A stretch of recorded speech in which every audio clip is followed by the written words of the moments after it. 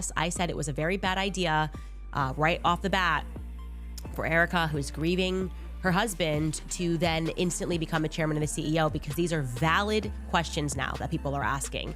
And a chairman and a CEO is going to have to respond to those questions. You have to answer these questions when people are asking about money, especially given the fact that so many people, I mean, they cleared over $70 million in the first couple of weeks after Charlie was assassinated. Okay, that's a lot of well-meaning people that are giving money to this organization, who are now learning how this organization functions by routing the bulk of their money, or to a lot of their money rather, not the bulk of it, into their endowment fund, right? That is not okay. We deserve answers to the questions that we are asking, and we're going to keep asking them. Candace Owens is single-handedly solving the Charlie Kirk assassination. Then you have Kash Patel. From the very moment that Kash Patel touched down in Utah wearing his FBI windbreaker and bringing with him this team of cameramen to document and dramatize every waking moment of his so-called investigation, the world should have known immediately that a cover-up was in the works. And I think a lot of you did. We knew. Most of you in the audience knew. Or most of the country likely knows that this is a cover-up, whether they want to admit it or not. We have this bug-eyed, documented liar running the FBI. No one expected the story of Charlie Kirk's death to twist into this. Not the FBI, not TPUSA, and definitely not the people now being dragged into the spotlight.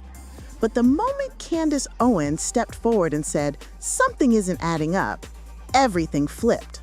That she had done an additional 15 hours of research and was able to discern that the person the planes were actually tracking for years was Erika. Not Charlie, but Erika was the one being tracked by these planes. And indeed, it turns out that she was correct.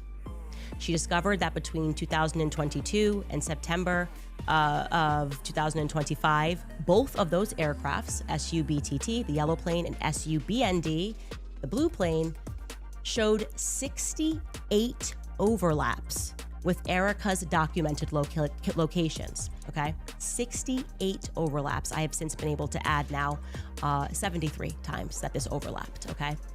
And 29 of those instances also happened to include Charlie. Charlie was also present. And that's what I was stumbling upon when I was looking into this. I was like, why is this plane where Charlie is? The flights were majority clustered within 5 states: Kansas, Missouri, Nebraska, Delaware, and Utah. And it's a pattern that she believes is statistically not random. I am telling you this information has been completely verified. I am showing you this on a spreadsheet now. These are all the instances in which this plane, all 68 instances that this plane crossed with Erika. And I'm also going to say this includes overseas as well, okay?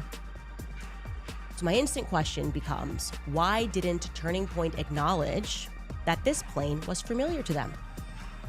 When I was taking all of these figurative online bullets, someone could have easily said something, right?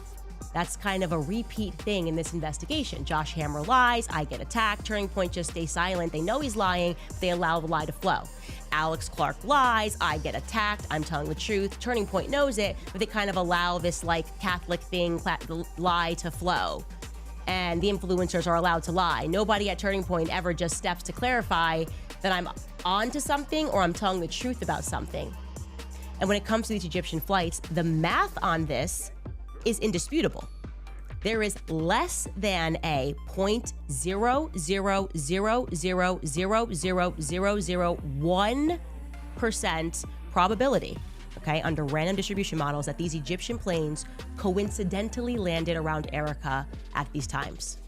Like I said, this plane was not just with her in America, it was also tracking her overseas as well. I flagged this because I was alarmed because I thought it was tracking Charlie, and I am telling you that this plane, in addition to Charlie, and primarily actually, was tracking Erika. Suddenly, it wasn't just about a shooter on a rooftop. It became a storm of unanswered questions, strange reactions caught on camera, and a growing suspicion that the real drama wasn't happening in public, it was happening behind the scenes, between the people Charlie trusted most. The official story was simple: a lone gunman, a tragic moment, case closed. But the internet didn't buy it, because within weeks, Owens dropped a bomb. She claimed there were 10 lies hidden in the timeline, and once she teased that list, the entire conversation shifted. Her post exploded, her podcast episodes went viral, and names that were barely known outside TPUSA suddenly became the center of a national argument. And one thing kept everyone hooked. Owens wasn't pointing at strangers. She was pointing at Charlie's inner circle, the people standing next to him that day, the people he worked with, the people he trusted, the kind of people who should have been the least suspicious, yet somehow became the most talked about. But that was just the spark. Because once the footage surfaced, the split-second reactions, the phone call, the timing, everything got louder. And what happened next turned the entire story upside down. Before the arguments, before the theories, before the screenshots and live streams, everyone agreed on one thing. September 10th at Utah Valley University was supposed to be routine. Charlie Kirk shows up, gives a speech, meets students, nothing unusual. But the setup already felt off. Outdoor stage, open rooftops, barely any buffer between the crowd and elevated vantage points. Security flagged it, but the event went ahead anyway. Then the moment came, a single shot, a rooftop, panic everywhere. Within minutes, police had a suspect, a 22-year-old former volunteer with a grudge. He was arrested, charged, and that was basically the end of the conversation. Authorities wrapped the case faster than anyone expected, calling it isolated. No wider motive, no network, no deeper planning. And honestly, people were ready to move on until the internet started noticing tiny details that didn't fit the simple, straightforward tragedy narrative. The timing, the reactions, the choices people made in the first few seconds. You know when you watch something back and your brain goes, wait, why would someone do that? Yeah, that. And that's all it took. One crack in the clean, official story. One detail that didn't line up. Suddenly, the conversation wasn't about the shooter at all. It was about the people around Charlie, their movements, their calls, their decisions. Which is exactly the moment Candace Owens stepped in and said, fine, if no one else is going to ask questions, I will. And the person she zeroed in on first, a name almost no one outside TPUSA even knew. Until now. If there was one person nobody expected to blow up the official story, it was Candace Owens. She wasn't on the sidelines. She wasn't a random commentator looking for clicks. She was someone Charlie Kirk trusted, someone who'd been in his orbit for years. So when she suddenly dropped a list of 10 lies she claimed came straight from TPUSA's inner circle, it didn't just catch attention, it detonated the entire conversation. Her tone wasn't hesitant, it wasn't careful, it was, something is very wrong here, and I'm gonna dig until it screams. And because it was Owens, the internet didn't just listen, it obsessed. Every clip she posted shot into millions of views. Every new detail she hinted at spawned threads, debates, edits, and breakdowns. And the craziest part? She never started with the shooter. She went straight for Charlie's own people. Suddenly, she wasn't talking about security failures or ballistic angles. She was talking about reactions, inconsistencies, timelines, phone calls that didn't match the official retelling. It felt less like a political story and more like a messy friend group blow-up, except this one was happening in front of the entire country. And right in the middle of her list of lies was the person she described as the most unsettling part of the footage. A guy the public barely recognized, but who had been standing just feet from Charlie when everything happened. Mikey McKoy. Oweri didn't accuse him of anything directly. She didn't have to. Her entire point was, watch his reaction. Seriously, watch it again. And the more people replayed it, the louder the conversation became.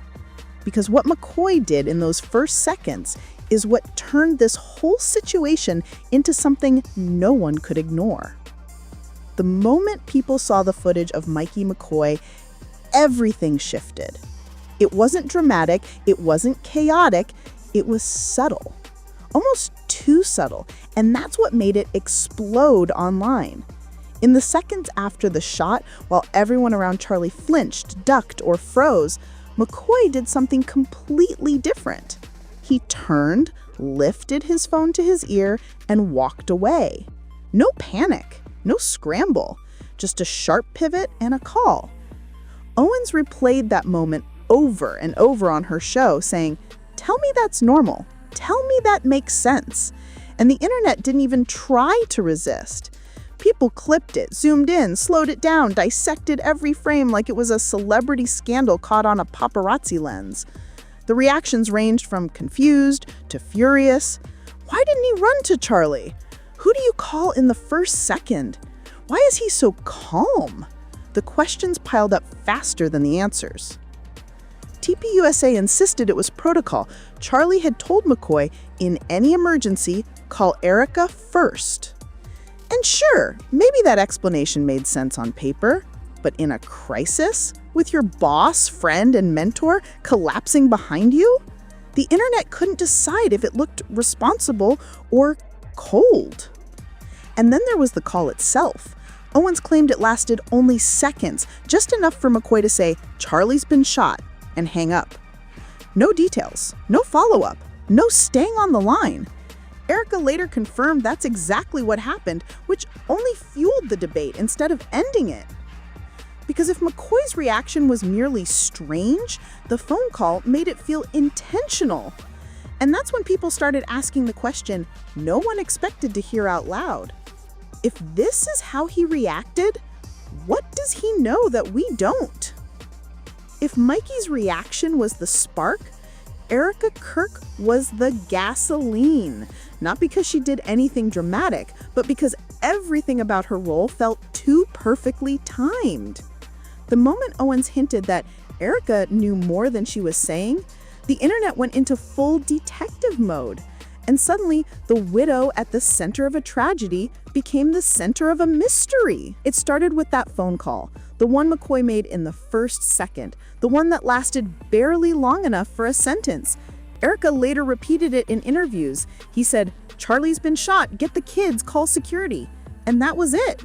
No explanation, no chaos in his voice, no waiting for questions, just a single line. Click. For some, it sounded like emergency protocol. For others, it sounded like a script. And then came the succession shift. Charlie barely gone, and Erika stepped into the CEO role, a move Owens framed as way too clean, too quick, and too convenient. TPUSA said it was part of a long-standing plan. Owens suggested it looked more like preparation. And online, people didn't even pretend to stay neutral. Half defended Erika as a mother trying to hold her husband's legacy together. The other half whispered, "Why does she look so calm? Why won't she watch the footage? Why does Candace keep saying she knows everything?" Every interview Erika did only made things hotter. Her polished composure, her exact wording, her refusal to engage with the conspiracy talk, it all became evidence for whichever side people already believed. You know how the internet works. Silence becomes suspicious, emotion becomes performative, and even grief gets turned into a storyline. And just when the debate hit a boiling point, another twist dropped that didn't rely on vibes or timing. It relied on actual, documented messages, and they changed the entire tone of the investigation. Up to this point, everything fueling the drama was reactions, timing, interviews, and vibes. But then came something no one could brush off: the security texts.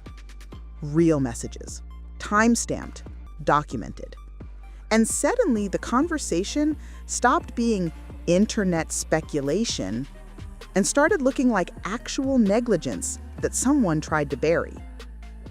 The texts were between Kyle Morgan, Charlie's head of contracted security, and the UVU police chief the day before the event. Morgan warned him directly. The rooftops overlooking Charlie's stage were accessible. Students could get up there. It was a perfect elevated line of sight. exactly what security nightmares are made of. His message was basically, "We need those roofs locked down." And the chief replied with a breezy, "I got you covered." On Monday before, this correspondence went to Chief Long. "Hello, Chief Long. We received this message today from the student group. There is a student roof access pretty close to where CK will be set up at the Utah Valley. The Sorensen Center has a couple of staircases that go up to walkways on the roofs." He comes back, and for edification, the Sorensen Center was the building in front of the Lucy Center. And so he comes back and he says, "You want access to the roof?" And came back and said, "I was told students have access above us. If this is true, it would be nice to either have it controlled access or allow one of my guys to be there as well if possible." He comes back and his last correspondence was, "I got you covered."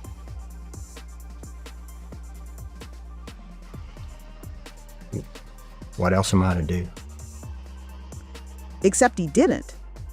No locks, no guards, no confirmation, nothing. The roof stayed open, and the shooter used one of them the very next day. When those texts went public on a major podcast, people stopped breathing for a second. Because this wasn't gossip. This wasn't Candace interpreting someone's expression or debating a phone call. This was a clear warning. Ignored. A preventable vulnerability left wide open. It didn't help that UVU had pushed hard for the outdoor venue, even though other events usually took months of planning, not 6 rushed weeks. It didn't help that no one followed up on the roof issue. And it definitely didn't help that the shooter got into the exact spot security flagged less than 24 hours earlier. For the first time, the scandal wasn't about Owens stirring the pot. It was about the pot itself and the people who were supposed to stop it from boiling over. And now the question wasn't, who acted weird? It was, how many warnings were ignored? And why? By now, the story has split into 2 tracks: the verified failures everyone can see, and the swirling theories that won't stop gaining traction. On one side, you've got the rooftop warning that was ignored, the rushed venue choice, and a security plan that reads like a checklist of what not to do. Those are real, documented, unavoidable. No matter where you stand on the drama, those checks alone prove this wasn't the clean, airtight operation officials made it sound like. But on the other side, you've got Candace Owens turning this tragedy into the most gripping, chaotic, impossible to ignore investigation the internet has seen in years. Her posts, her clips, her claims, some grounded, some wild, some impossible to verify, have pulled millions of people into a narrative where every pause, every look, every missing detail becomes a clue. And whether you think she's exposing a cover-up or just stirring the biggest pot in political media, one thing is undeniable. She made the country pay attention. Now the whole situation sits in this strange in-between. You've got Mikey McKoy's reaction that still makes people uneasy, Erika Kirk's composed interviews that fuel endless theories, a case closed too quickly for anyone's comfort, a crowd of commentators, podcasters, and influencers treating every scrap of information like a plot twist. And behind all of it, a question that nobody, not the police, not TPUSA, not even Owens, has actually answered. If all of this was just a lone gunman, why does the story feel like it's missing entire chapters? Until someone releases the full footage, the call logs, the complete timeline, or anything that fills the gaps, people are going to keep digging. They're going to keep arguing.